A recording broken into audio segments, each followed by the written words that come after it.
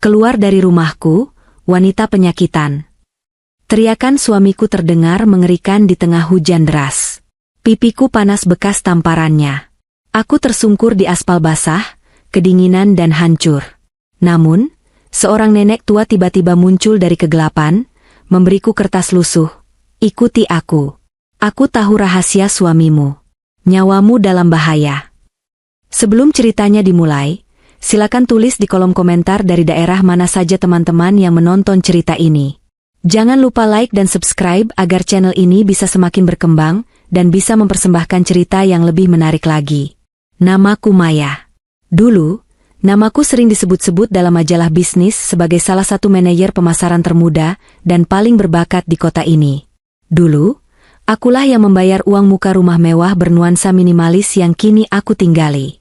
Dulu, akulah yang membelikan mobil pertama untuk suamiku, Rian, agar dia tidak perlu berdesakan di kereta saat berangkat kerja. Tapi itu dulu, sebelum sistem kekebalan tubuhku sendiri memutuskan untuk menyerangku. Sebelum vonis autoimun itu merenggut energiku, kecantikanku, dan pada akhirnya, harga diriku. Sekarang, aku hanyalah hantu di rumahku sendiri. Pagi itu, sinar matahari menerobos masuk melalui celah gorden kamar tidur utama yang mewah. Namun, bagiku, cahaya itu tidak membawa kehangatan, melainkan rasa sakit. Sendi-sendiku terasa kaku, seolah-olah ada paku berkarat yang ditancapkan di setiap engsel lutut dan sikuku. Dengan susah payah, aku mencoba bangun dari tempat tidur. Napasku berat, setiap tarikan udara terasa seperti usaha yang melelahkan. Masih tidur? Suara itu terdengar dingin, tajam, dan tanpa sedikit pun nada kasih sayang. Aku menoleh ke arah pintu. Rian berdiri di sana, sudah rapi dengan setelan jas mahalnya, jas yang kubelikan tahun lalu saat bonus akhir tahunku cair, tepat sebelum aku jatuh sakit parah. Dia menatapku bukan sebagai istrinya, melainkan sebagai kotoran yang menempel di sepatunya. Aku mau bangun, Mas. Badanku sakit sekali hari ini. Jawabku lirih, mencoba meraih gelas air di nakas dengan tangan yang gemetar. Rian mendengus kasar. Dia melangkah masuk, menyambar jam tangannya di meja rias tanpa menawarkanku bantuan. Alasan terus. Kau itu cuma malas, Maya. Orang sakit itu istirahat biar sembuh, bukan malah tambah parah setiap hari. Kau sengaja, kan? Biar bisa ongkang-ongkang kaki di rumah sementara aku banting tulang. Air mataku mendesak keluar, tapi aku tahanku sekuat tenaga. Menangis di depan Rian hanya akan menambah bahan ejekannya. Mas, aku butuh obatku. Stoknya habis kemarin. Dokter bilang aku tidak boleh putus minum obat pereda nyeri dan supresan itu. Rian berbalik, menatapku dengan tatapan yang membuat darahku membeku. Obat lagi, obat lagi. Kau tahu berapa harga obat-obatanmu itu? Jutaan? Kau pikir aku mencetak uang di kantor? Gaji bulan ini sudah habis buat bayar listrik, air, dan cicilan rumah yang kau pilih ini. Tapi Mas, itu uangku juga. Tabungan kita? Tabunganmu sudah habis, potong Rian membentak.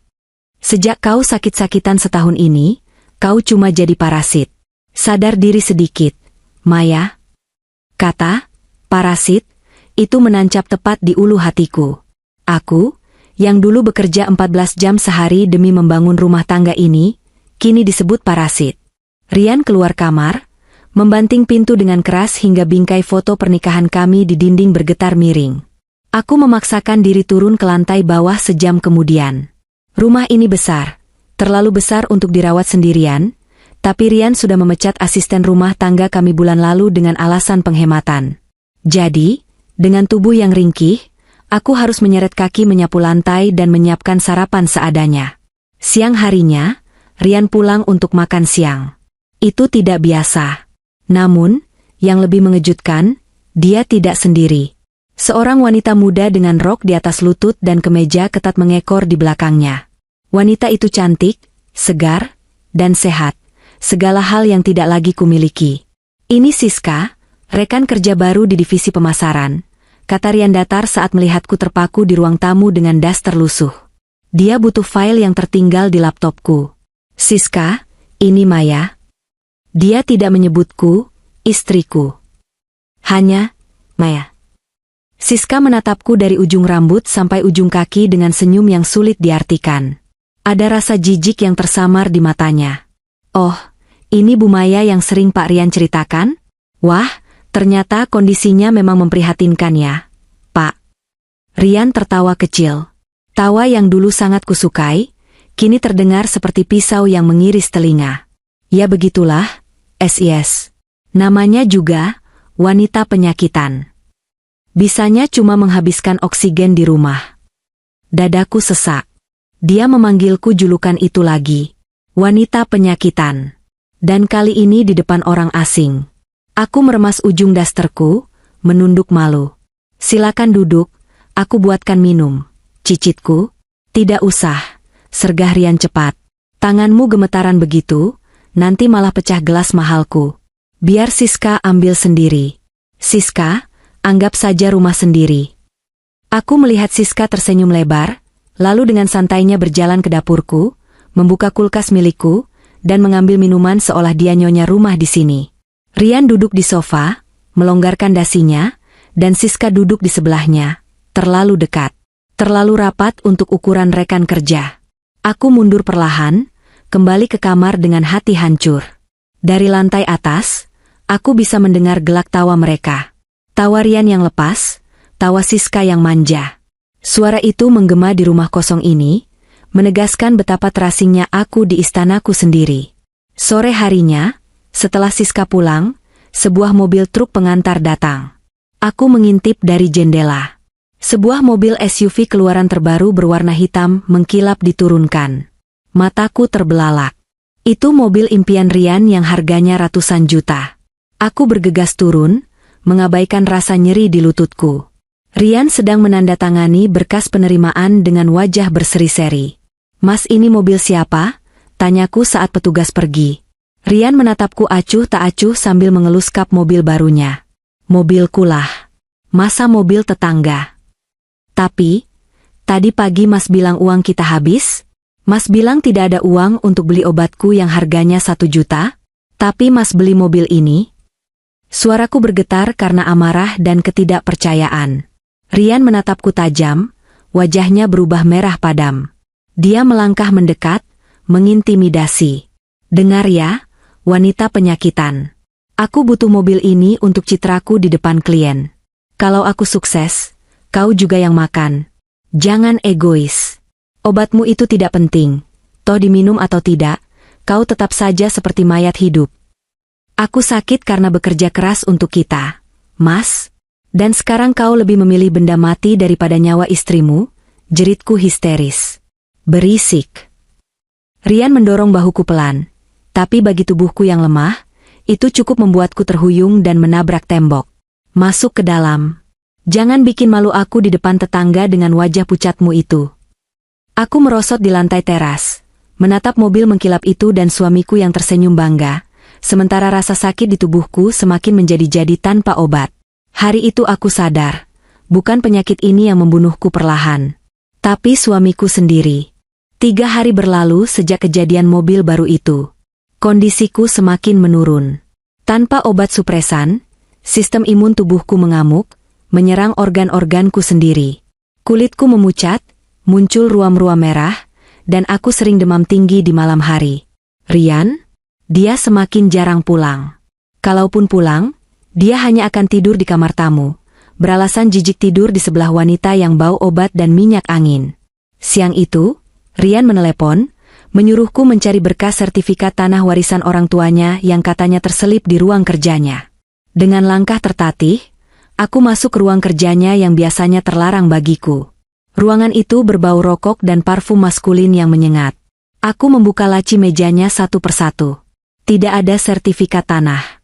Namun, di laci paling bawah yang terkunci, tapi kuncinya tergantung begitu saja, aku melihat sebuah amplop coklat tebal dengan logo perusahaan asuransi ternama.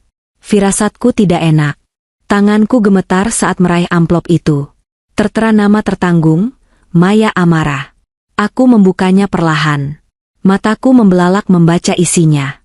Ini adalah polis asuransi jiwa baru yang dibuat 3 bulan lalu. Nilai pertanggungannya fantastis, 5 miliar rupiah. Dan di kolom ahli waris tunggal, Tertera nama Rian Pratama, suamiku. Jantungku berdegup kencang, seakan mau melompat keluar dari rusuk. 5 miliar? Kapan aku menandatangani ini? Lalu aku melihat tanda tangan di bawahnya.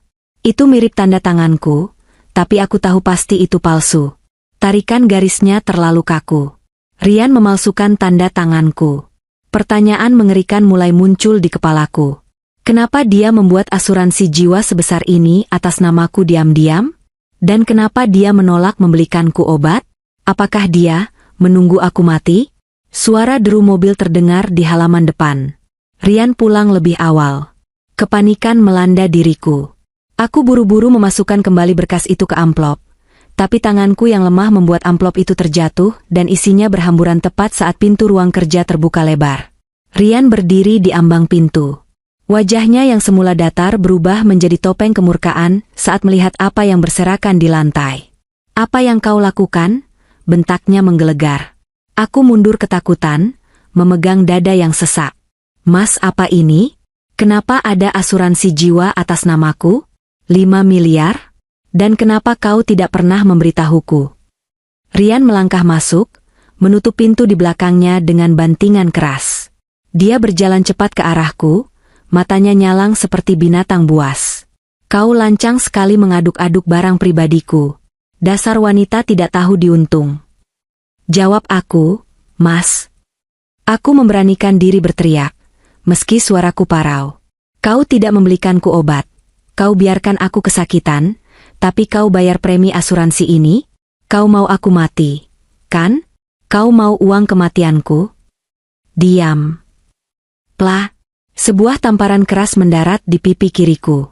Rasanya panas, perih, dan berdenging. Tenaganya begitu kuat hingga tubuh ringkihku terlempar dan jatuh menghantam sudut meja kerja. Rasa asin darah memenuhi mulutku. Aku memegangi pipiku, menatapnya dengan pandangan nanar. Air mata tumpah tanpa bisa kubendung. Suami yang dulu berjanji melindungiku di altar, kini menamparku demi selembar kertas asuransi. "Kau itu cuma beban." Rian berteriak, napasnya memburu. "Lihat dirimu. Jelek, sakit-sakitan, tidak berguna. Aku sudah muak mengurusmu. Aku muak melihat wajahmu yang menyedihkan itu setiap hari di rumahku." "Rumahku juga." Bisikku lemah. "Bukan lagi." Rian mencengkeram lengan atasku, menarikku berdiri paksa. Rasa sakit menjalar di tulangku, membuatku menjerit kesakitan. "Sakit? Lepaskan, Mas. Kau mau tahu rasanya sakit? Akan kutunjukkan." Dia menyeretku keluar dari ruang kerja. Aku mencoba memberontak, mencakar tangannya dengan kuku-kukuku yang lemah, tapi tenaganya jauh di atasku.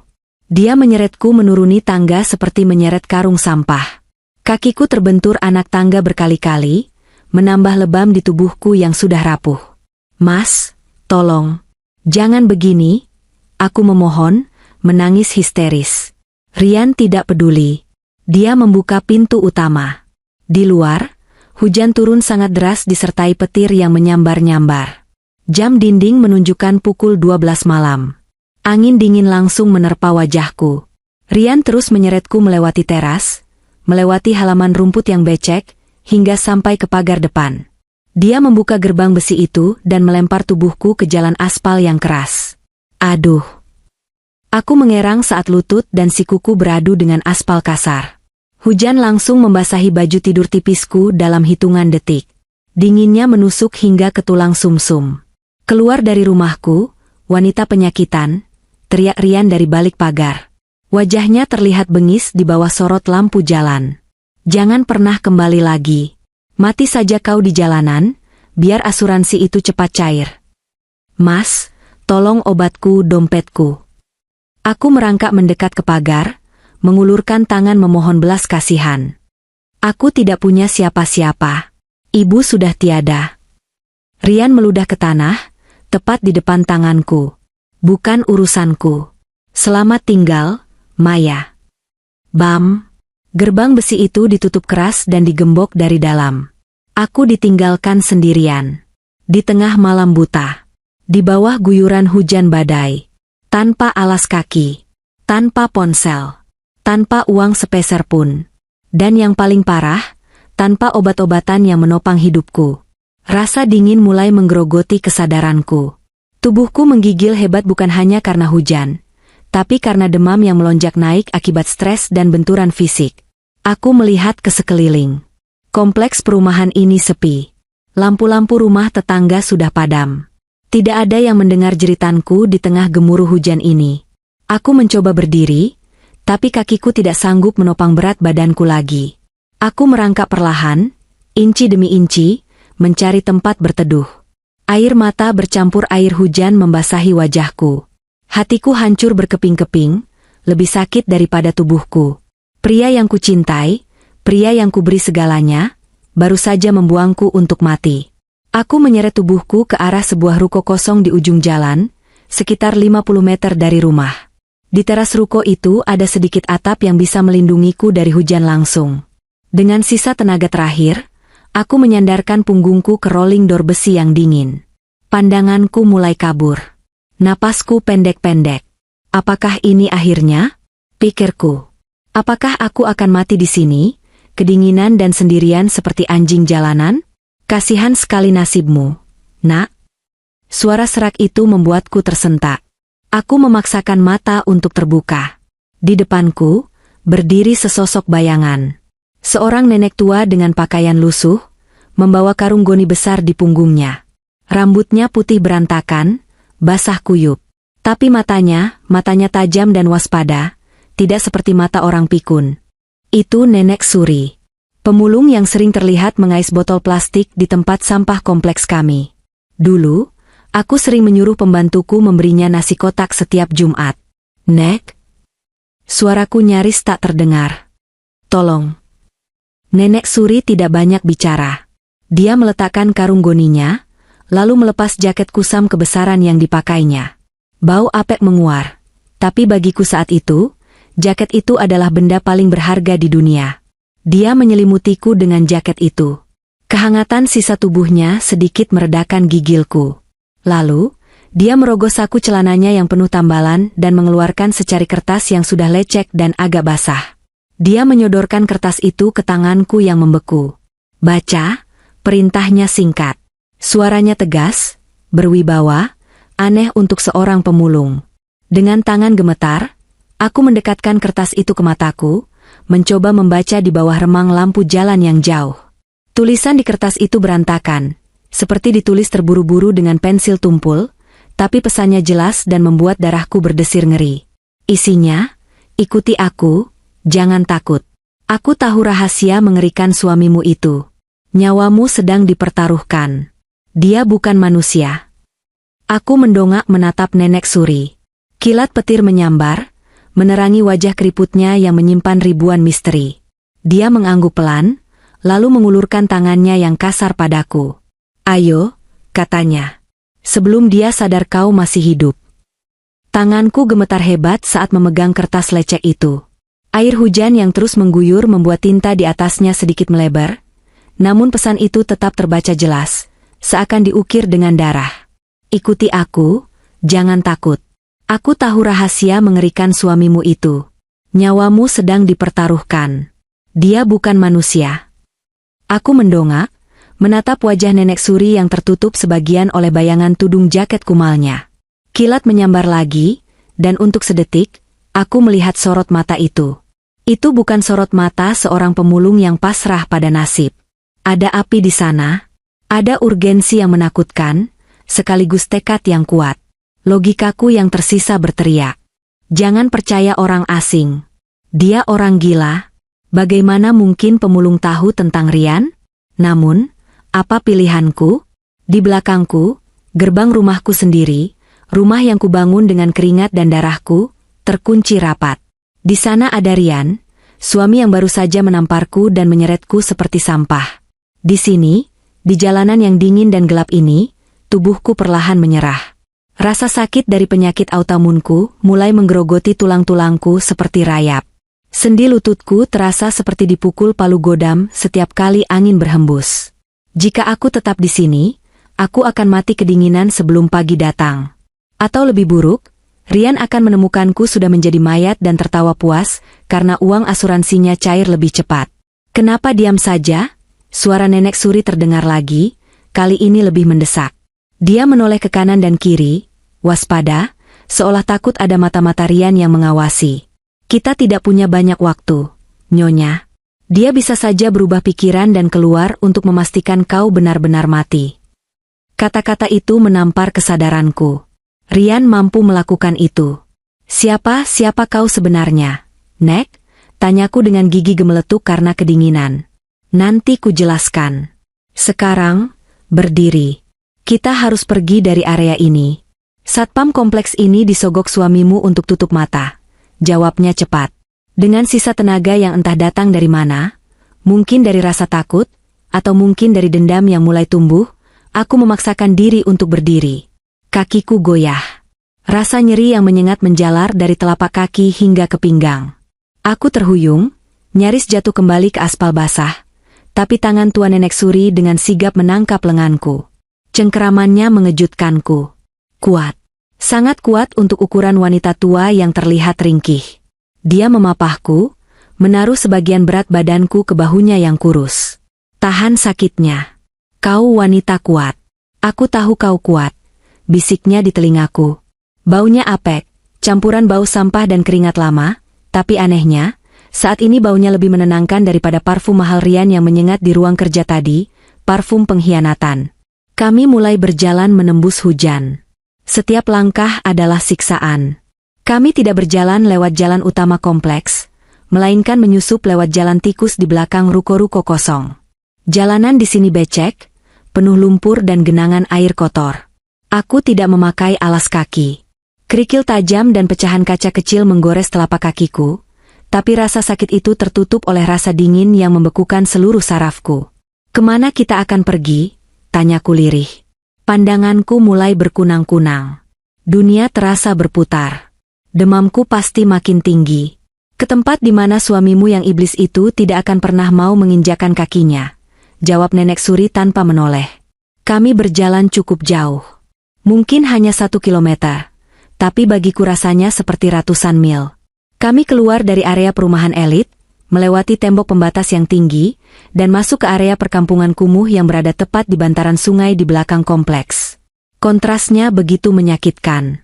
Di satu sisi tembok adalah rumah-rumah gedongan dengan mobil mewah, di sisi ini adalah gubuk-gubuk reot dari seng dan triplek bekas. Hujan membuat jalan setapak di sini licin bukan main. Beberapa kali aku terpeleset, tapi Nenek Suri selalu menahanku. Napasku memburu, dadaku sesak. Penyakitku membuat paru-paruku lemah, dan udara dingin ini menyiksaku. Sebentar lagi, Nak, bertahanlah, ucap Nenek Suri. Nada suaranya berubah, lebih lembut, seperti seorang ibu yang membujuk anaknya. Kami berhenti di depan sebuah gubuk yang terletak paling ujung, agak tersembunyi di balik rumpun bambu liar. Gubuk itu terlihat paling menyedihkan dibanding yang lain. Dindingnya dari spanduk bekas partai politik dan seng berkarat. Pintunya hanya selembar papan kayu yang dipaku asal-asalan. Ini istanaku, katanya sarkas. Dia membuka gembok kecil yang mengunci pintu itu. Aku ragu sejenak. Apa aku benar-benar akan masuk ke sana? Tempat yang mungkin penuh kuman dan penyakit, padahal tubuhku sangat rentan infeksi. Tapi kemudian, ingatan tentang wajah Rian yang menyeringai saat mengusirku kembali muncul. Wanita penyakitan. Mati saja di jalan. Kemarahan itu memberiku energi terakhir. Aku tidak akan mati di jalan seperti keinginannya. Aku akan bertahan hidup, meski harus tidur di tumpukan sampah sekalipun. Nenek Suri mendorong pintu terbuka. Gelap gulita di dalam. Dia menuntunku masuk, lalu segera menutup pintu dan menguncinya dari dalam. Suara hujan yang bising seketika teredam, berganti dengan suara tetesan air yang bocor di beberapa sudut atap seng. Duduklah di sana, perintahnya sambil menunjuk sebuah dipan kayu di sudut ruangan. Aku meraba-raba dalam gelap dan menjatuhkan diriku ke atas dipan itu. Kasurnya keras dan baunya lembab, tapi setidaknya kering. Tubuhku menggigil hebat, gigiku beradu tak terkendali. Dingin. Terdengar suara korek api digesek. Crash. Nyala api kecil menerangi ruangan itu. Nenek Suri menyalakan sebuah lampu teplok minyak tanah. Cahaya oranye yang remang-remang mulai menyinari seisi gubuk. Saat mataku mulai terbiasa dengan cahaya itu, aku terbelalak. Gubuk ini tidak seperti bayanganku. Memang dindingnya kumuh, tapi di dalamnya tertata sangat rapi. Tidak ada tumpukan sampah busuk. Lantainya dari tanah yang dipadatkan tapi disapu bersih. Di sudut ruangan, ada tumpukan buku-buku tua. Dan yang paling aneh, dinding di seberang dipan tempatku duduk tertutup oleh kain lebar. Nenek Suri melepaskan tudung jaketnya. Di bawah cahaya lampu teplok, wajahnya terlihat jelas. Keriputnya dalam, menggambarkan penderitaan bertahun-tahun, tapi matanya jernih dan cerdas. Dia tidak terlihat seperti orang gila. Dia terlihat seperti orang yang sedang dalam misi. Dia berjalan ke arah pojok, mengambil sebuah termos air panas dan menuangkannya ke dalam gelas seng. Dia mencampurkan bubuk dari toples kecil ke dalamnya. Aromanya seperti jahe dan rempah-rempah kuat.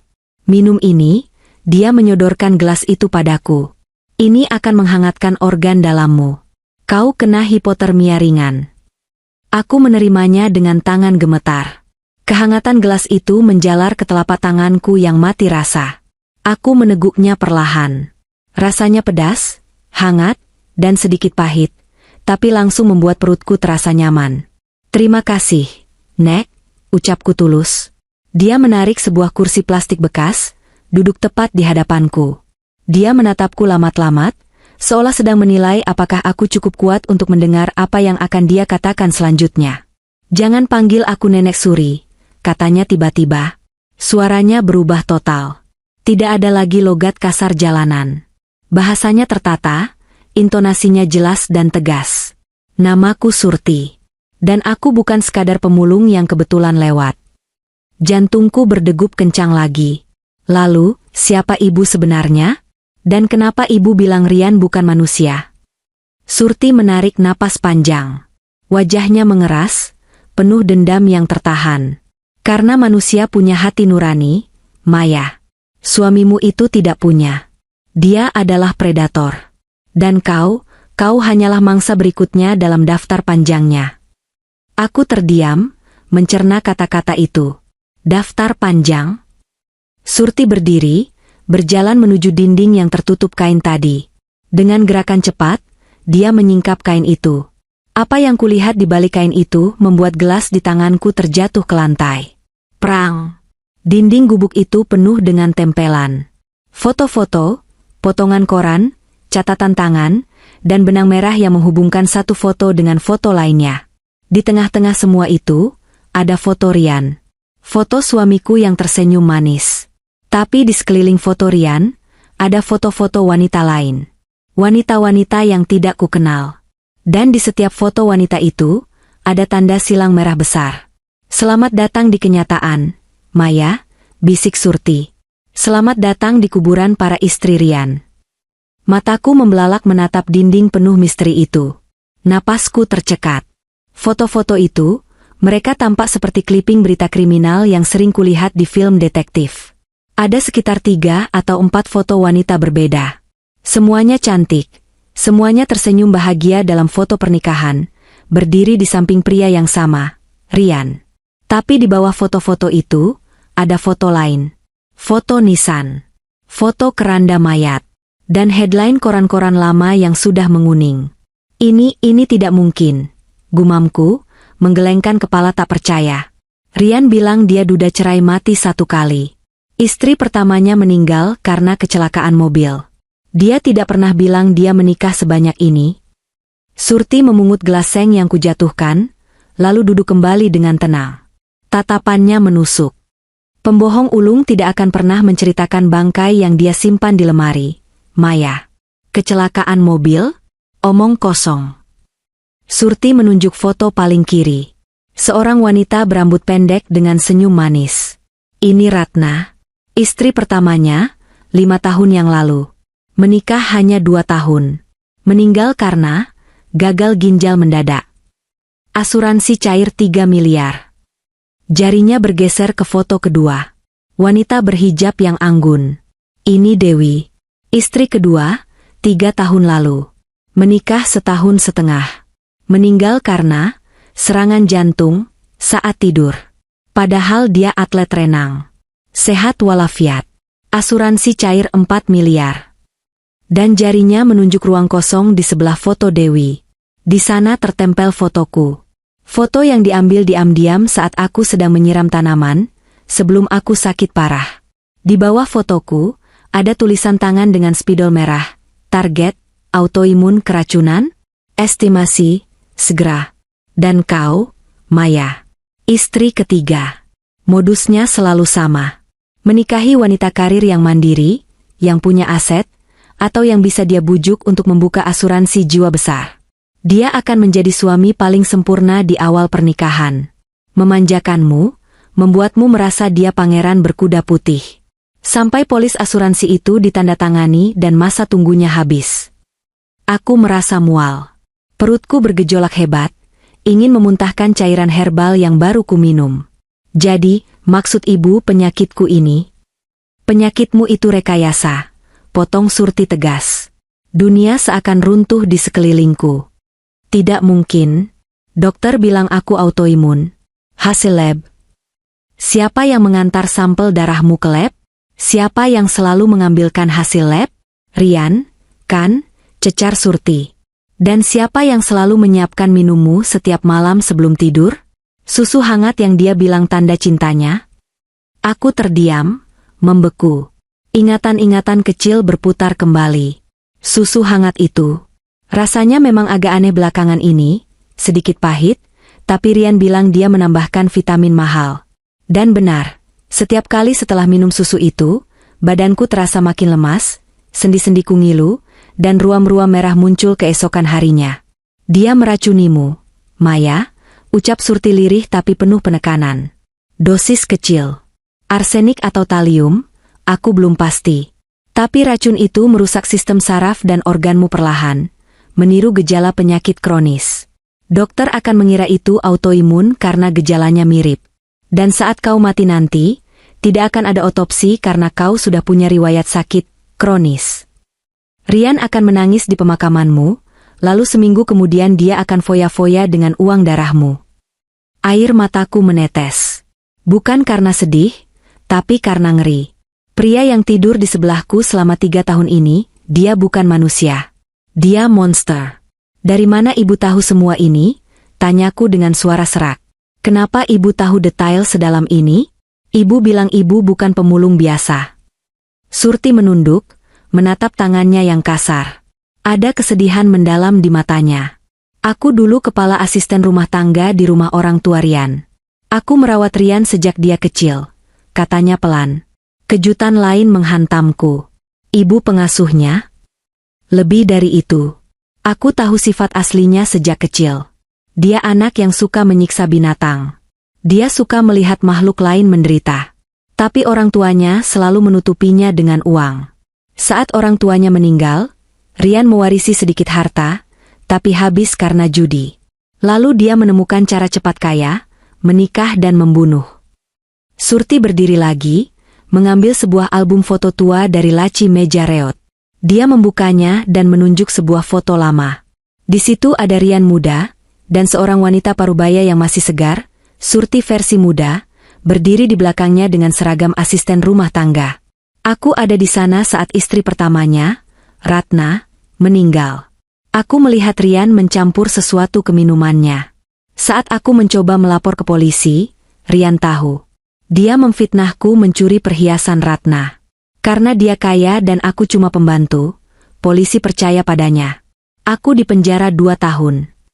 Surti mengepalkan tangannya hingga buku-bukunya memutih. Saat aku keluar penjara, aku mencoba memperingatkan Dewi, istri keduanya. Tapi aku terlambat. Dewi sudah meninggal seminggu sebelum aku sampai padanya. Rian mengusirku, mengancam akan membunuhku jika aku mendekat lagi. Jadi aku menyamar. Aku menjadi gembel, menjadi pemulung, menghancurkan wajahku sendiri dengan kotoran agar tidak dikenali, dan mengawasinya dari jauh. Menunggu saat yang tepat. Menunggu korban berikutnya, yaitu kau. Aku menatap wanita tua di depanku dengan pandangan baru. Dia bukan sekadar penolong. Dia adalah malaikat pelindung yang menyamar di dalam neraka. Dia telah mendedikasikan hidupnya dalam kemiskinan, hanya untuk menghentikan iblis bernama Rian. Kenapa baru sekarang, Bu? Kenapa ibu tidak datang lebih awal saat aku belum sakit parah?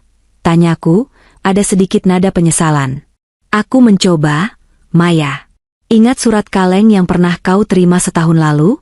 Yang bilang suamimu selingkuh? Itu dariku. Aku mencoba memisahkan kalian dengan cara halus agar kau selamat, tanpa harus tahu kebenaran mengerikan ini. Tapi Rian terlalu pintar, dia memutarbalikannya, kan? Aku mengangguk lemah. Ya, aku ingat surat itu. Rian membakarnya di depanku sambil tertawa.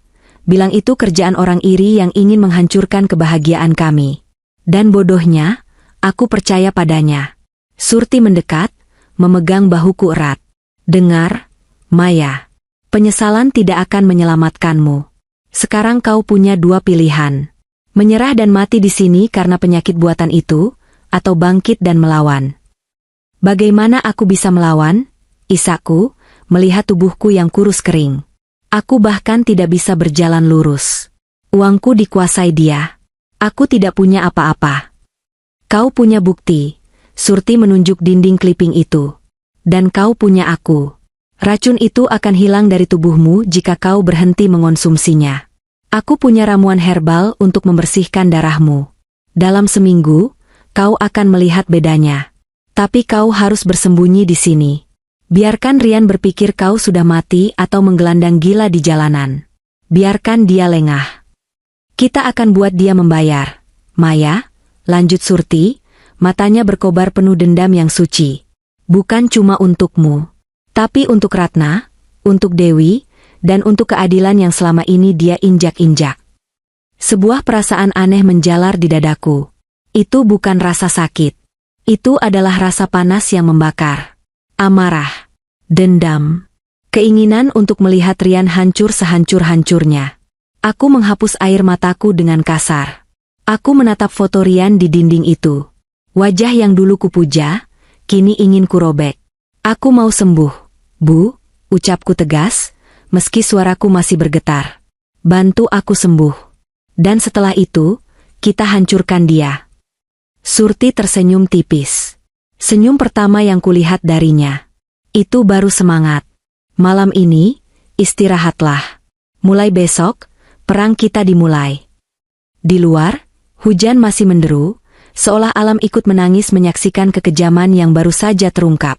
Tapi di dalam gubuk reot ini, sebuah aliansi berbahaya baru saja terbentuk. Rian pikir dia sudah membuang sampah keluar rumah. Dia tidak tahu, dia baru saja membangunkan badai yang akan kembali untuk menenggelamkannya. Malam pertama di gubuk Surti adalah malam terpanjang dalam hidupku. Bukan karena atap seng yang bocor atau suara tikus yang berlarian di rangka atap, melainkan karena rasa sakit yang datang bergelombang. Tubuhku menjerit meminta asupan, obat, yang biasa diberikan Rian. Tanpa pil-pil itu, aku menggigil hebat, berkeringat dingin, dan merasakan kram perut yang menyiksa. Rasanya seperti ada ribuan semut api yang merayap di bawah kulitku, menggigit setiap inci daging yang tersisa. Sakit, Bu, sakit sekali. Erangku di tengah malam buta. Aku meringkuk di atas dipan keras, memeluk lututku sendiri. Ibu Surti, aku memanggilnya begitu sekarang, tidak tidur. Dia duduk di sampingku, mengompres dahiku dengan kain basah yang berbau rempah. Wajah tuanya terlihat tenang namun waspada di bawah keremangan lampu teplok. Tahan, Maya. Itu bukan sakit karena penyakitmu, bisiknya tegas sambil menyeka keringat di leherku. Itu tubuhmu yang sedang berontak. Racun itu sudah membuatmu kecanduan. Sekarang tubuhmu sedang berteriak meminta racun itu lagi. Kita harus membiarkan racun itu keluar, atau kau akan mati perlahan. Aku tidak kuat, rasanya mau mati. Air mataku mengalir deras, bercampur dengan keringat. Kau tidak akan mati. Kau akan hidup untuk melihat bajingan itu membusuk di penjara, katanya dingin. Dia mengangkat kepalaku sedikit, lalu menyodorkan sendok kayu berisi cairan hitam pekat. Minum ini arang aktif dicampur madu hutan dan akar-akaran. Rasanya seperti tanah kuburan, tapi ini akan menyerap racun di lambungmu. Aku menurut, meski rasanya membuatku ingin muntah. Cairan itu kental, berpasir, dan pahit luar biasa. Tapi aku menelannya. Aku menelan setiap tetesnya dengan bayangan wajah Rian yang tertawa di atas penderitaanku. Setiap kali rasa mual menyerang, aku mengingat senyum kemenangan Siska, selingkuhan suamiku itu. Kemarahan adalah bahan bakar yang jauh lebih kuat daripada obat penahan rasa sakit manapun. 3 hari berlalu dalam kabut demam dan detoksifikasi. Aku muntah-muntah hebat, mengeluarkan cairan berwarna aneh, hijau kekuningan, kadang kehitaman. Ibu Surti dengan telaten membersihkan kotoranku, menyuapiku bubur tawar, dan memaksaku minum ramuan herbal buatannya 3 kali sehari. Dia merawatku lebih baik daripada suamiku sendiri selama setahun terakhir. Ironis, seorang mantan pembantu yang tinggal di gubuk reot memiliki hati yang lebih mulia daripada pria berjas mahal yang tinggal di rumah mewah. Pada hari keempat, keajaiban itu terjadi. Aku terbangun saat matahari pagi menyelinap masuk dari celah dinding bambu. Untuk pertama kalinya dalam berbulan-bulan, aku bangun tanpa rasa pening yang menusuk kepala. Kabut tebal yang biasanya menyelimuti otakku seolah terangkat. Pandanganku jernih. Aku mengangkat tanganku ke depan wajah. Masih kurus, memang, tapi tidak lagi gemetar hebat seperti biasanya. Aku mencoba duduk. Sendi-sendiku masih kaku karena lama berbaring, tapi rasa nyeri tajam yang biasanya menyertai setiap gerakanku sudah berkurang drastis. Tidak ada lagi rasa seperti ditusuk jarum di lututku. Sudah bangun? Suara Ibu Surti terdengar dari arah pintu. Dia baru saja kembali, membawa seplastik sayuran layu, sisa pasar yang mungkin dia pungut atau beli murah. Bu? Suaraku parau, tapi lebih bertenaga. Aku bisa duduk sendiri. Ibu Surti meletakkan barang bawaannya dan tersenyum lebar, menampakkan deretan giginya yang tidak lagi utuh. Lihat, apa ku bilang? Kau tidak sakit autoimun, nak. Kau hanya keracunan. Fakta itu menghantamku lagi. Kali ini lebih keras karena bukti nyata ada pada tubuhku sendiri. Selama ini, Rian memberiku racun tikus atau entah zat kimia apa, sedikit demi sedikit, setiap hari. Dia membunuhku pelan-pelan sambil berpura-pura menjadi suami siaga. Dia melihatku kesakitan, melihatku kehilangan berat badan, melihat rambutku rontok, dan dia menikmatinya. Dia menikmati proses kematianku. Bajingan, desisku. Tanganku mengepal kuat, kuku-kukuku menancap di telapak tangan. Dia iblis, Bu. Dia benar-benar iblis. Ibu Surti duduk di kursi plastik di depanku, wajahnya serius. Sekarang kau sudah percaya sepenuhnya. Kondisimu membaik begitu cepat setelah berhenti minum obat dari Rian. Ini bukti yang tidak terbantahkan. Kita harus lapor polisi sekarang. Bu, kataku berapi-api. Kita bawa sisa obat yang ada di rumah, kita tes lab. Sabar, potong Ibu Surti. Jangan gegabah. Kalau kita lapor sekarang, Rian akan berkelit. Dia punya uang, dia punya pengacara licik. Dia bisa bilang kau yang minum racun itu sendiri untuk bunuh diri karena depresi sakit. Atau dia bisa bilang aku, pemulung gila, ini, yang menculik dan mencuci otakmu. Aku terdiam. Benar. Rian sangat manipulatif. Di mata tetangga dan teman-teman kantornya, dia adalah suami yang sabar merawat istri sakit. Tidak ada yang akan percaya dia pembunuh berdarah dingin tanpa bukti yang sangat kuat. Lalu kita harus bagaimana? Tanyaku putus asa. Kita harus membuatnya mengakui kejahatannya, atau menangkap basah dia saat melakukan transaksi racun itu, jawab Ibu Surti. Dia merogoh saku celananya dan mengeluarkan sebuah ponsel pintar murah. Layarnya retak 1000, tapi masih menyala. Aku membeli ini dari uang tabunganku di bawah kasur. Bekas, tapi cukup untuk internet. Dia menyerahkan ponsel itu padaku. Cek duniamu, Maya. Lihat apa yang dia lakukan saat kau menghilang. Dengan jantung berdebar, aku menyalakan ponsel itu. Jari-jariku menari di atas layar retak, memasukkan kata sandi akun media sosialku yang untungnya masih kuingat. Begitu masuk, notifikasi membanjiri layar.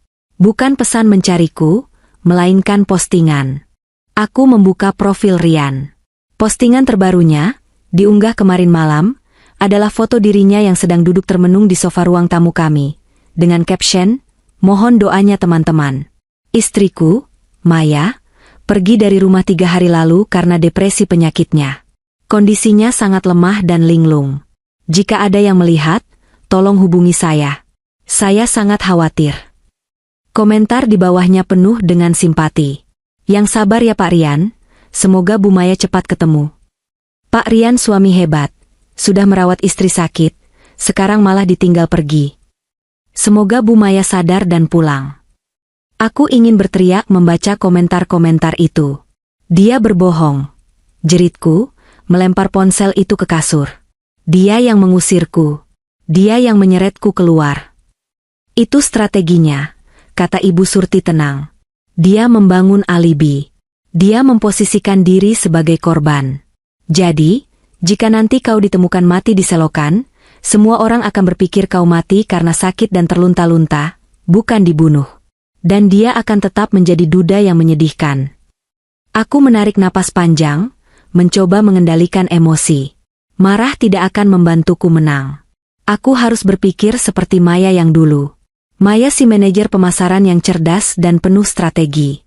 Dia butuh mayatku. Gumamku perlahan, otakku mulai menyusun kepingan teka-teki. Dia butuh bukti kematian untuk mencairkan asuransi itu. 5 miliar. Dia tidak bisa mencairkannya kalau statusku hanya orang hilang. Harus ada jasad. Tepat, sahut Ibu Surti. Dan karena kau tidak mati di depan rumah malam itu, dia pasti panik. Dia tidak tahu kau di mana. Dia takut kau masih hidup dan bicara. Kita harus membalikan keadaan, kataku, tatapanku menajam. Bu, kau bilang dia punya hutang judi. Banyak. Aku pernah mengikutinya ke tempat judi gelap di pinggiran kota. Dia dikejar-kejar debt collector. Mobil barunya itu, pasti kredit macet sebentar lagi. Uang asuransimu adalah satu-satunya jalan keluar baginya. Aku tersenyum miris. Baiklah. Kalau dia mau main api, kita bakar sekalian lumbungnya. Bu, aku butuh bantuan untuk menyelidiki dari mana dia dapat racun itu. Tapi aku tidak bisa keluar, wajahku terlalu dikenali. Aku punya kenalan, kata Ibu Surti. Ada seorang mantan polisi, Pak Rahmat. Dia dipecat secara tidak hormat karena dijebak atasan korup, sekarang kerjanya jadi satpam gudang. Tapi insting detektifnya masih tajam. Dia berhutang budi padaku karena aku pernah menyelamatkan anaknya yang hampir diculik sindikat pengemis. Bisa kita percaya dia? Dia membenci orang kaya yang semena-mena seperti Rian. Dia akan membantu kita. Aku mengangguk. Semangat hidupku kembali menyala. Bukan semangat untuk sekadar bertahan, tapi semangat untuk menghancurkan. Rian ingin aku mati agar dia dapat 5 miliar. Bisikku pada diri sendiri. Aku akan pastikan dia tidak mendapat sepeser pun. Bahkan, aku akan pastikan dia kehilangan segalanya sebelum dia masuk penjara. Malam itu, di gubuk kecil yang diterangi lampu teplok, kami menyusun rencana perang. Aku menuliskan semua password, nomor rekening, dan akses digital yang kumiliki di buku tulis kumal milik Ibu Surti. Aku akan memukulnya dari tempat yang paling dia cintai, dompetnya. Sementara Ibu Surti dan Pak Rahmat akan bergerak di bayang-bayang untuk mencari bukti fisik racun itu. Makan yang banyak, kata Ibu Surti sambil menyodorkan piring berisi nasi dan ikan asin goreng. Kau butuh tenaga. Karena besok, kita akan mulai berburu. Aku menyuap nasi itu dengan lahap. Rasanya nikmat luar biasa. Rasa kebebasan. Rasa harapan. Rasa pembalasan dendam. Pagi harinya, Pak Rahmat datang. Pria parubaya itu berbadan tegap meski perutnya agak buncit, dengan wajah keras yang dipenuhi bekas luka. Awalnya dia skeptis melihatku, wanita kurus kering yang bersembunyi di gubuk pemulung. Namun, setelah Ibu Surti menceritakan semuanya dan aku menunjukkan foto-foto di dinding, serta memaparkan kronologi polis asuransi itu, ekspresi Pak Rahmat berubah gelap. Bajingan tengik, umpatnya sambil menyulut rokok kretek. Menggunakan racun untuk membunuh istri demi asuransi? Itu modus lama, tapi rapi sekali mainnya. Bisakah Bapak membantuku? Tanyaku penuh harap. Aku yakin dia beli racun itu secara online atau lewat pasar gelap. Rian itu gaptek soal hal-hal rumit, dia pasti meninggalkan jejak digital. Pak Rahmat mengangguk. Aku bisa melacaknya. Kalau dia beli di pasar gelap lokal, aku punya informan. Kalau online, aku butuh akses ke email atau akun-akunnya. Itu bagianku, potongku cepat. Aku tahu password email utamanya. Dia tidak pernah menggantinya sejak pacaran karena dia pikir aku terlalu bodoh atau terlalu sakit untuk mengeceknya. Hari itu juga, operasi kami dimulai. Pak Rahmat meminjamkanku laptop bekas miliknya yang tebal dan berat. Di dalam gubuk yang pengap itu, aku mulai meretas kembali hidupku sendiri. Tanganku sedikit gemetar saat mengetikkan alamat email Rian. Login berhasil. Jantungku melonjak. Dia belum mengganti passwordnya. Kesombongannya adalah kelemahannya. Aku mulai menelusuri kotak masuk dan folder spam. Awalnya hanya berisi tagihan kartu kredit yang membengkak, email dari kantor, dan notifikasi media sosial. Tapi aku terus menggali. Aku mencari kata kunci seperti kimia, pestisida, atau nama-nama toko online yang mencurigakan.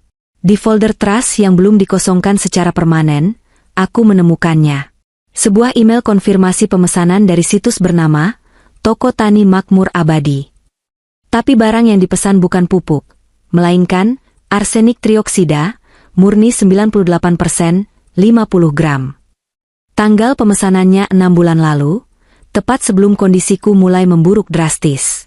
Dan ada pesanan susulan 2 minggu lalu, talium sulfate, tanpa rasa bau. Darahku mendidih. Talium. Itu racun yang sering disebut racun pewaris, karena sulit dideteksi dan gejalanya mirip penyakit saraf. Aku dapat. Seruku tertahan. Pak Rahmat, Ibu, lihat ini. Mereka merapat melihat layar laptop. Pak Rahmat bersiul panjang. Gila. Dia beli terang-terangan lewat toko online berkedok pertanian? Ini bukti kuat, Nyonya Maya. Resi pengirimannya ada? Ada. Dikirim ke alamat kantornya, tapi atas nama Budi Santoso. Kataku membaca detail pengiriman. Klasik, cibir Pak Rahmat. Tapi nomor telepon penerima pasti nomor dia atau nomor keduanya. Aku akan cek nomor ini. Sementara Pak Rahmat sibuk menelepon jaringannya, aku melanjutkan penyelidikanku. Aku masuk ke histori browser yang tersinkronisasi. Apa yang kulihat membuat bulu kuduku berdiri. Dalam seminggu terakhir, riwayat pencariannya penuh dengan berapa lama mayat membusuk di air. Apakah asuransi cair jika korban kecelakaan tunggal? Jasa remblong mobil daerah Jakarta. Aku menutup mulutku dengan tangan, menahan jeritan. Ada apa? Tanya Ibu Surti cemas. Dia berencana membunuhku dengan kecelakaan. Suaraku bergetar hebat. Mungkin dia sadar racun terlalu lama. Atau dia panik karena aku hilang. Dia mencari cara untuk membuat skenario kecelakaan. Itu artinya dia sedang terdesak, kata Pak Rahmat, mematikan rokoknya. Informanku bilang, Rian punya hutang 2 miliar pada rentenir di Glodok. Jatuh temponya minggu depan. Kalau dia tidak bayar, dia yang bakal dihilangkan. 2 miliar? Aku ternganga. Uang sebanyak itu? Kemana perginya hasil kerja kerasku selama ini? Judi bola dan saham gorengan, jawab Pak Rahmat. Dia gali lubang tutup lubang. Sekarang lubangnya sudah terlalu dalam. Dia butuh asuransi 5 miliarmu secepatnya. Aku menatap layar laptop dengan tatapan dingin. Rasa takutku perlahan berganti menjadi kalkulasi yang presisi. Rian sedang di ujung tanduk. Dia butuh uangku. Dia butuh kematianku. Baiklah, kataku, jari-jariku kembali menari di atas keyboard. Kalau dia butuh uang, mari kita lihat apa yang terjadi kalau aku memotong semua aksesnya. Aku membuka situs internet banking dari bank utama kami. Rekening ini atas namaku, tapi Rian memegang kartu ATM dan bukunya. Saldonya tinggal sedikit, tapi limit kartu kreditnya besar. Dengan beberapa klik, aku memblokir kartu ATM itu. Aku melaporkannya sebagai kartu hilang dicuri. Lalu, aku memindahkan sisa saldo yang ada, sekitar 50 juta rupiah yang mungkin disisakan Rian untuk operasional, ke rekening rahasia yang pernah kubuat dulu untuk ibuku, yang buku tabungannya ada di tangan Ibu Surti sekarang. Karena kuselipkan di jaket saat diusir? Tidak, aku tidak bawa apa-apa. Aku transfer ke dompet digital milik Pak Rahmat saja sementara. Apa yang kau lakukan? Tanya Ibu Surti. Aku memiskinkannya. Jawabku. Aku baru saja memblokir semua kartu yang dia pegang. Dan sekarang, aku membuka situs perusahaan asuransi. Ini yang paling krusial. Aku masuk ke portal nasabah. Di sana terpampang jelas polis asuransi jiwa senilai 5 miliar dengan ahli waris Rian Pratama. Statusnya, aktif. Tanganku melayang di atas tombol batalkan polis. Tunggu, kata Pak Rahmat. Kalau kau batalkan sekarang, dia akan dapat notifikasi email. Dia akan tahu kau masih hidup dan sedang aktif. Aku tersenyum miring. Itu tujuannya, Pak. Aku ingin dia panik. Aku ingin dia tahu bahwa aku tidak mati meringkuk di selokan. Aku ingin dia tahu bahwa mayat hidup ini sedang melawannya. Tapi itu berbahaya, sahut Ibu Surti. Dia bisa melacak lokasi login kita.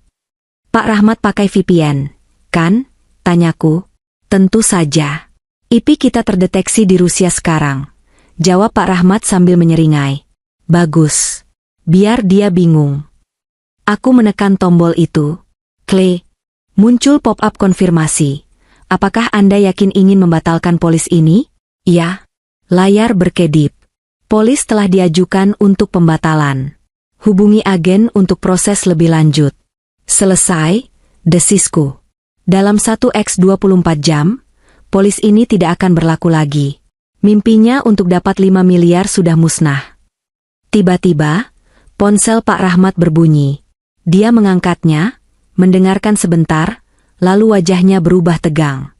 Gawat, katanya setelah menutup telepon. Informanku yang menjaga rumahmu bilang, Rian baru saja pulang dengan marah-marah. Dia membanting pintu. Sepertinya dia baru sadar kartu ATM-nya tidak bisa dipakai saat mau beli bensin atau makan. Dan sebentar lagi dia akan cek email dan melihat notifikasi pembatalan asuransi. Tambahnya, dia akan menjadi binatang buas yang terpojok, kata Ibu Surti, menatapku cemas. Apa rencana selanjutnya, Maya? Aku menatap lurus ke depan, membayangkan wajah Rian saat ini. Wajah panik, marah, dan ketakutan. Kita pancing dia keluar. Kataku mantap. Dia sedang merencanakan pesta besok malam. Kan? Aku baca di chat WhatsApp-nya yang tersambung di sini.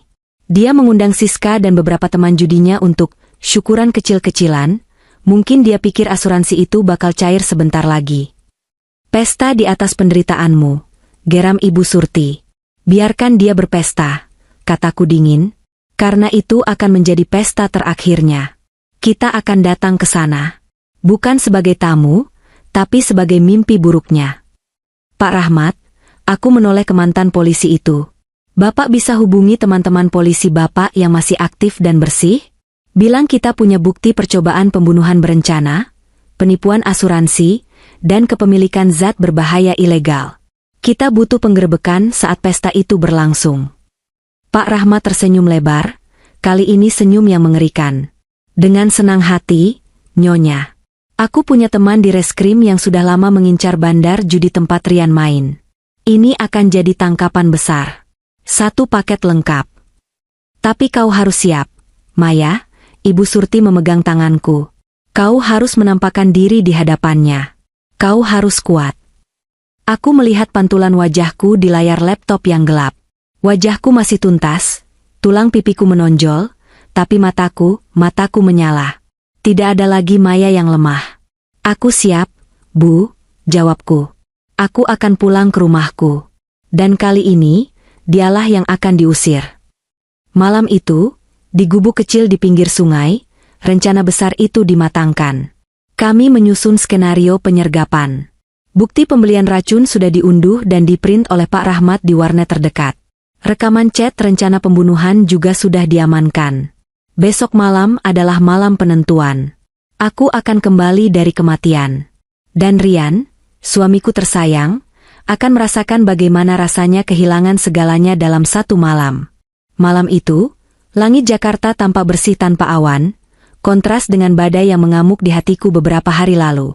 Dari dalam mobil kijang tua milik Pak Rahmat yang diparkir di seberang jalan, aku menatap rumahku. Rumah itu, Tempat yang seharusnya menjadi surgaku, kini terang benderang oleh lampu hias. Musik berdentum cukup keras, hingga terdengar samar dari balik kaca mobil. Rian benar-benar mengadakan pesta. "Kau siap, Nyonya?" tanya Pak Rahmat dari kursi kemudi. Di kursi belakang, ada 2 orang polisi berpakaian preman, rekan Pak Rahmat yang sudah memegang surat perintah penggeledahan dan penangkapan. Di sampingku, Ibu Surti menggenggam tanganku erat. Tangannya dingin, tapi tatapannya membara. "Lebih dari siap, Pak," jawabku. Aku menatap pantulan diriku di kaca spion. Tidak ada lagi maya yang lusuh dengan daster robek. Malam ini, aku mengenakan kemeja putih bersih dan celana bahan hitam, pakaian yang dibelikan Ibu Surti dari pasar loak dengan uang sisa belanja, lalu disetrika rapi hingga licin. Wajahku yang tuntas sudah kupoles dengan sedikit bedak dan lipstik yang kupinjam dari istri Pak Rahmat. Meski tubuhku masih kurus, aura yang kupancarkan bukan lagi aura pesakitan. Ini aura seorang eksekutor. "Ingat," kata Ibu Surti, suaranya bergetar menahan emosi. "Jangan biarkan dia mengintimidasimu lagi. Malam ini, kau yang memegang kendali." "Ayo kita akhiri ini," kataku. Kami keluar dari mobil.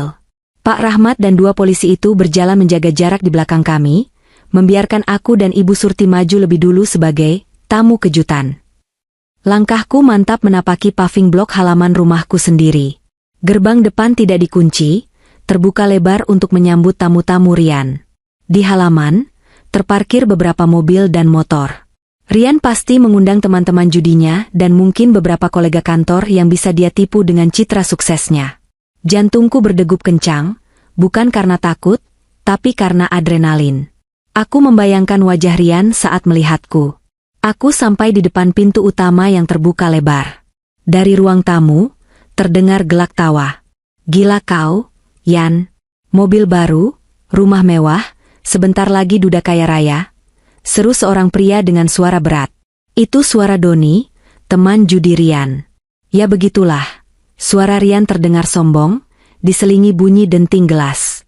"Hidup itu tentang pilihan, bro. Kalau ada beban, ya dibuang saja. Ngapain dipelihara? Bikin susah."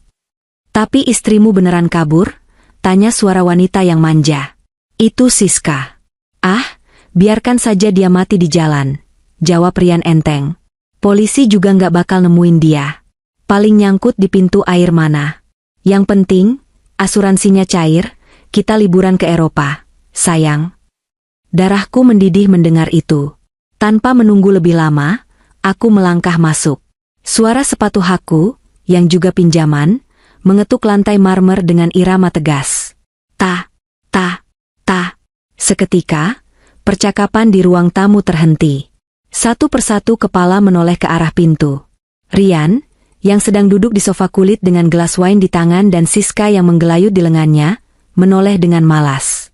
Namun, saat matanya menangkap sosokku, gelas di tangannya terlepas. Prang! Pecahan kaca dan cairan merah menyebar di lantai putih, semerah darah yang dia inginkan dariku. Keheningan yang mencekam menyelimuti ruangan itu. Musik masih berdentum di latar belakang, tapi rasanya seperti berhenti total. Rian memucat. Wajahnya yang tadi merah, karena alkohol kini seputih kertas. Matanya melotot seakan hendak keluar dari rongganya. Dia mundur hingga punggungnya menabrak sandaran sofa, seolah melihat hantu yang bangkit dari kubur. "M.A. M.A. Maya?" Suaranya tercekat, nyaris tak terdengar. Aku tersenyum. Senyum paling dingin yang pernah kuberikan padanya. "Selamat malam, suamiku." Pestanya meriah sekali. Sayang aku tidak diundang, padahal ini rumahku. Siska menjerit kecil, melepas pelukannya dari lengan Rian dan menjauh. "Rian, katamu dia sudah..." Siska tidak menyelesaikan kalimatnya, dia menatapku dengan horor. "Sudah apa, Siska?" tanyaku santai, melangkah semakin dekat. Tamu-tamu lain, sekitar 5 orang, tampak bingung dan ketakutan. Mereka tidak tahu drama apa yang sedang terjadi, tapi insting mereka mengatakan ini bahaya. Kau. Rian menunjukku dengan tangan gemetar hebat. Kau sakit parah. Kau tidak bisa jalan. Bagaimana kau bisa? Bagaimana aku bisa berdiri tegak? Potongku. Ajaib, bukan? Ternyata obat terbaik untuk penyakitku adalah dengan berhenti meminum racun yang kau berikan setiap malam, Mas. Kata, racun, membuat suasana meledak. Para tamu saling berbisik panik. Jangan dengarkan dia. Rian berteriak, mencoba menguasai keadaan meski suaranya pecah. Dia berdiri, wajahnya berubah garang karena panik. Dia gila. Penyakitnya menyerang otaknya. Dia halusinasi. Usir dia. Siska, panggil satpam. Tidak perlu panggil satpam. Suara serak yang penuh wibawa terdengar dari belakangku. Ibu Surti melangkah maju, keluar dari bayang-bayangku. Dia mengenakan kebaya tua yang rapi, rambut putihnya disanggul sederhana. Dia berdiri tegak, menatap Rian dengan tatapan yang bisa menghancurkan batu karang. Mata Rian beralih ke Ibu Surti. Kali ini, ketakutan di wajahnya berubah menjadi teror murni. Lututnya lemas seketika. Dia mengenali wanita tua itu. Kau? Desis Rian. Nenek gila itu? Kenapa kau masih hidup? Aku pikir kau sudah mati di jalanan bertahun-tahun lalu. Kau memang berharap aku mati, Rian, kata Ibu Surti lantang. Suaranya menggema di ruang tamu yang luas itu. Sama seperti kau berharap Ratna mati. Sama seperti kau berharap Dewi mati. Dan sekarang, kau mencoba membunuh Maya. Tamu-tamu Rian mulai mundur teratur ke arah pintu keluar, tapi Pak Rahmat dan 2 polisi sudah berdiri di sana, memblokir jalan. Mohon maaf, tidak ada yang boleh keluar ruangan ini sampai pemeriksaan selesai, kata Pak Rahmat tegas sambil menunjukkan lencananya. Rian terperangkap. Dia melihat ke kiri dan kanan, mencari celah, tapi tidak ada. Keringat dingin mengucur deras di pelipisnya. Siapa nenek ini? Teriak Siska histeris. Rian, jelaskan. Apa maksudnya Ratna dan Dewi? Diam kau, bentak Rian pada Siska, lalu menatap Ibu Surti dengan nyalang. Kau tidak punya bukti. Kau cuma pembantu tua yang dipecat karena mencuri. Siapa yang akan percaya omonganmu? Polisi akan percaya, jawabku tenang.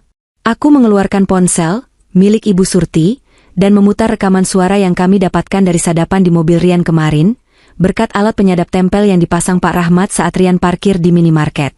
Suara Rian terdengar jelas dari speaker ponsel yang keraskan volumenya. Tenang saja, bos. Istriku sebentar lagi lewat. Racun talium itu kerjanya pelan tapi pasti. Kalau dia nggak mati minggu ini, aku bakal bikin rem mobilnya blong pas aku suruh dia ke dokter. Asuransi 5 miliar cair, utang lunas. Wajah Rian berubah menjadi ungu. Siska menutup mulutnya tak percaya. Tamu-tamu lain memandang Rian dengan jijik. Itu rekayasa. Itu AI. Sekarang teknologi canggih, suara bisa dipalsukan. Rian masih mencoba menyangkal, tapi argumennya lemah. Dia mundur perlahan menuju meja kerjanya yang ada di sudut ruangan, matanya melirik laci. Aku tahu apa yang dia cari. Mungkin senjata, atau mungkin paspor untuk kabur. Jangan bergerak, Saudara Rian Pratama. Salah satu polisi berpakaian preman itu maju, tangannya siap di pinggang, dekat sarung pistolnya. Kami dari kepolisian. Kami punya surat perintah penangkapan atas dugaan percobaan pembunuhan berencana dan penipuan asuransi. Bohong. Kalian semua sekongkol. Rian berteriak seperti orang kesurupan. Ini rumahku. Keluar kalian semua. Maya, kau istri durhaka. Kau bersekongkol dengan pemulung ini untuk menjatuhkanku. Menjatuhkanmu? Ibu Surti tertawa getir. Dia melangkah maju lagi, semakin dekat ke Rian. Kau sudah jatuh sejak lama, nak. Sejak kau memilih menukar nyawa manusia dengan uang. Jangan panggil aku nak. Rian menyambar vas bunga di meja, dan melemparkannya ke arah Ibu Surti. Awas, teriakku. Pak Rahmat dengan sigap menepis vas itu, hingga pecah berantakan di dinding. Pecahannya berhamburan. Tindakan Rian itu adalah kesalahan fatal. Itu adalah penyerangan. Tangkap dia, perintah Pak Rahmat. 2 polisi itu langsung menerjang Rian. Rian meronta, menendang, dan berteriak-teriak memaki. Meja kopi terguling. Botol-botol minuman mahal pecah. Rian, Pria yang selalu menjaga citra rapi dan elegannya, kini bergumul di lantai seperti binatang liar yang terperangkap. Lepaskan aku. Aku Rian Pratama. Kalian tahu siapa aku? Kami tahu siapa kau, kata Ibu Surti, berdiri tepat di depan Rian yang sedang dipiting polisi di lantai. Nenek itu menunduk, menatap mata Rian yang penuh kebencian. Kau adalah pembunuh berdarah dingin. Dan permainanmu selesai malam ini. Maya. Rian beralih menatapku, matanya memelas, mencoba manipulasi terakhirnya. Sayang, tolong aku. Mereka salah paham. Aku suamimu. Aku mencintaimu. Jangan biarkan mereka membawaku. Kita bisa bicara baik-baik. Aku menatapnya tanpa ekspresi. Hati yang dulu luluh oleh kata-kata manis itu kini sudah membatu. Suamiku sudah mati, Rian, jawabku dingin. Pria yang kucintai mati saat dia menamparku dan menyeretku keluar ke dalam hujan badai. Kau hanyalah orang asing yang jahat. Polisi memborgol tangan Rian ke belakang. Bunyi klik dari logam dingin itu terdengar sangat merdu di telingaku. Lebih indah dari musik pesta manapun. Tapi kejutan malam itu belum berakhir. Saat polisi hendak menyeret Rian berdiri, Ibu Surti mengangkat tangannya. Tunggu, katanya. Ada satu hal lagi yang harus semua orang tahu. Terutama kau, Rian. Rian mendongak, napasnya memburu. Apalagi maumu, nenek sihir? Ibu Surti menarik napas panjang, matanya berkaca-kaca. Dia menatap Rian bukan dengan kebencian, tapi dengan rasa sakit yang mendalam, rasa sakit seorang ibu. Dan saat itulah, bom waktu yang sesungguhnya meledak.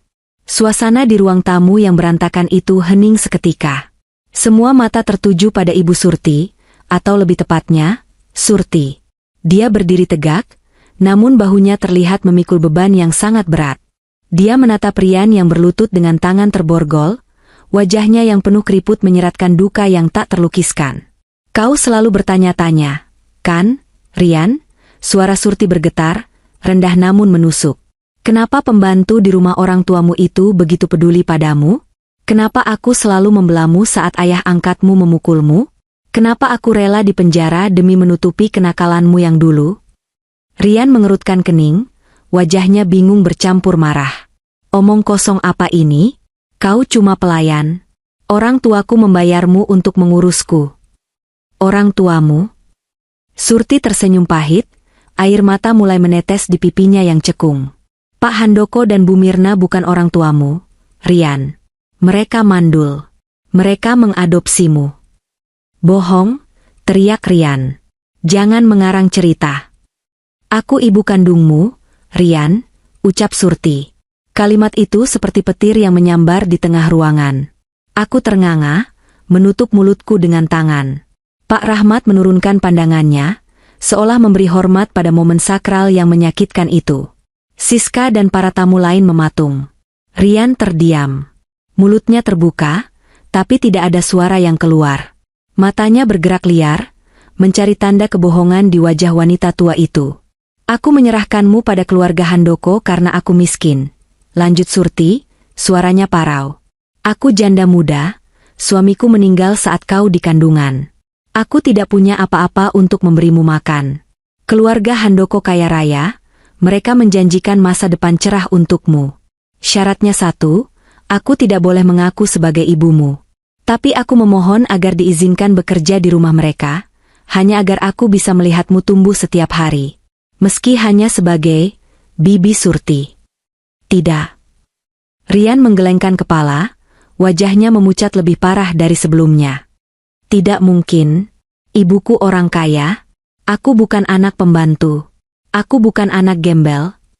Darahku mengalir di tubuhmu, Rian, teriak Surti, kini air matanya tumpah deras.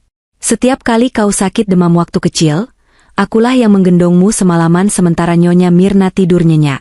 Saat kau jatuh dari sepeda, akulah yang membalut lukamu. Aku menahan diri bertahun-tahun melihatmu tumbuh menjadi monster yang manja, berharap suatu hari kau berubah. Tapi ternyata, kemewahan itu meracunimu. Kau membuangku, mengusirku setelah orang tua angkatmu meninggal, bahkan tanpa tahu siapa aku sebenarnya. Diam. Diam kau. Rian meraung, air mata kemarahan bercampur penyangkalan keluar dari matanya.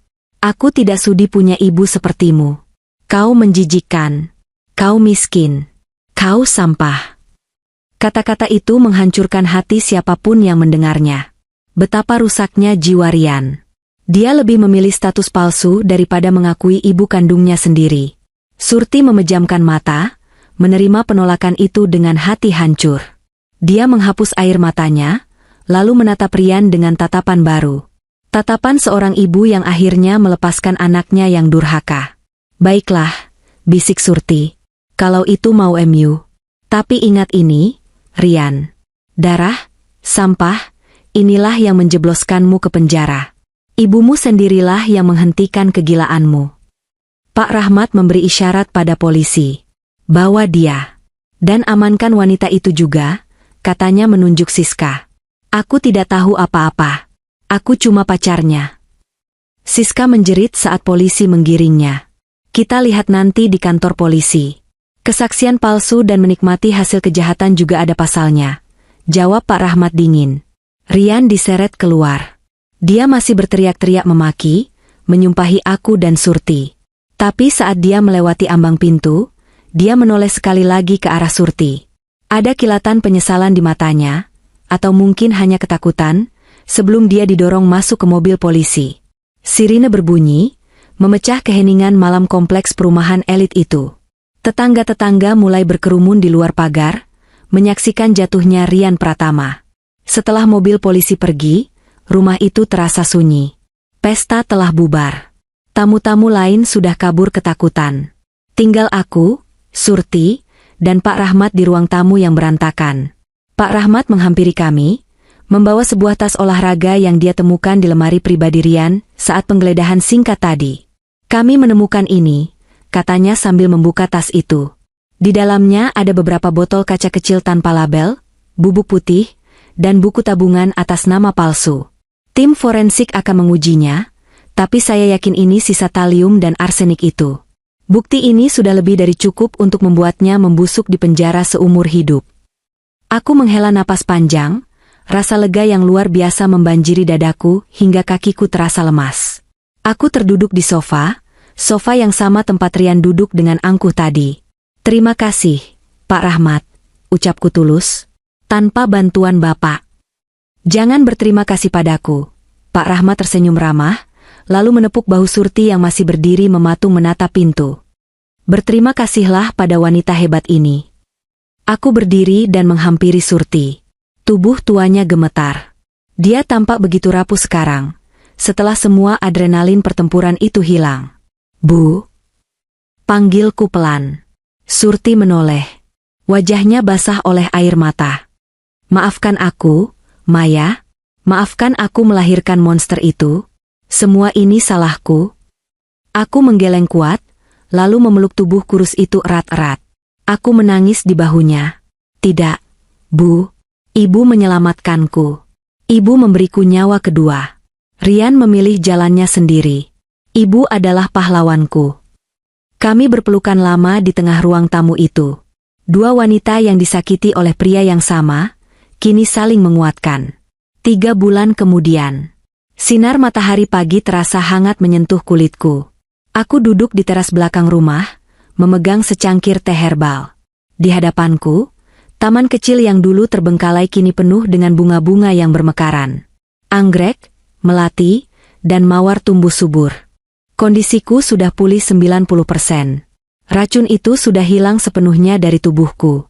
Berat badanku kembali normal, pipiku sudah berisi dan merona, rambutku tumbuh lebat kembali. Dokter bilang kesembuhanku adalah sebuah keajaiban. Meski aku tahu itu berkat ketelatenan perawatan herbal Ibu Surti. Proses hukum Rian berjalan cepat. Bukti-bukti yang kami kumpulkan terlalu kuat. Percobaan pembunuhan berencana, pemalsuan dokumen, penipuan asuransi, dan kepemilikan zat berbahaya. Ditambah lagi, polisi membongkar makam istri pertama dan keduanya. Hasil otopsi ulang menemukan jejak racun yang sama di sisa tulang mereka. Rian dijatuhi hukuman mati. Kabar terakhir yang kudengar, dia menjadi gila di selnya. Dia sering berteriak memanggil ibunya, lalu memaki-maki tembok. Karma telah mengambil akal sehatnya sebelum mengambil nyawanya. Siska juga terkena imbasnya. Dia dipenjara 2 tahun karena terbukti membantu Rian menyembunyikan aset hasil kejahatan. Non Maya, sarapannya sudah siap. Suara ceria itu membuyarkan lamunanku. Aku menoleh. Surti berdiri di pintu kaca, mengenakan daster batik yang bagus dan bersih. Wajahnya tampak 10 tahun lebih muda. Tidak ada lagi gurat penderitaan dan kemelaratan. Dia terlihat segar, gemuk, dan bahagia. Jangan panggil Non, Bu. Panggil Maya saja. Atau anakku, protesku sambil tersenyum. Surti tertawa renyah. Ah, lidah ibu masih kaku. Ya sudah, ayo makan, nak. Ibu masak sayur asem kesukaanmu dan pepes ikan. Aku bangkit dan berjalan merangkul bahunya. Rumah ini tidak lagi dingin. Rumah ini tidak lagi menjadi penjara atau tempat penyiksaan. Sejak Rian pergi, aku merenovasi ulang, membuang semua barang-barang Rian, dan mengecat ulang dinding dengan warna cerah. Tapi yang paling penting, aku tidak tinggal sendiri. Aku resmi mengadopsi Surti, secara emosional, dan aku sedang mengurusnya secara legal agar dia bisa masuk ke dalam kartu keluargaku. Dia bukan lagi pembantu, bukan pemulung. Dia adalah ibuku. Ibu yang tidak melahirkanku, tapi memberiku kehidupan baru. Bu, kataku saat kami duduk di meja makan yang penuh makanan lezat. Ya, nak. Terima kasih sudah menemukanku malam itu, ucapku sambil menggenggam tangannya yang keriput di atas meja. Surti tersenyum lembut, matanya menyipit penuh kasih sayang.